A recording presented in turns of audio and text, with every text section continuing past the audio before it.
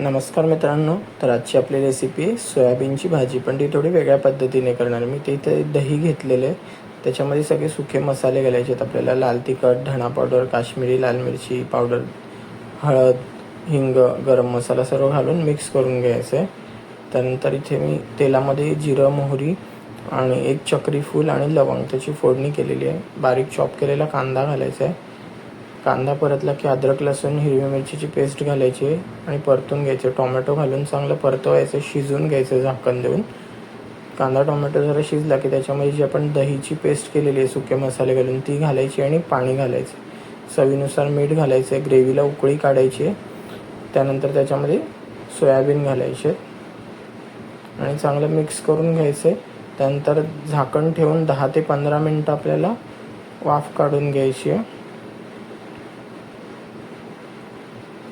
इथे तयार आहे सोयाबीनची भाजी.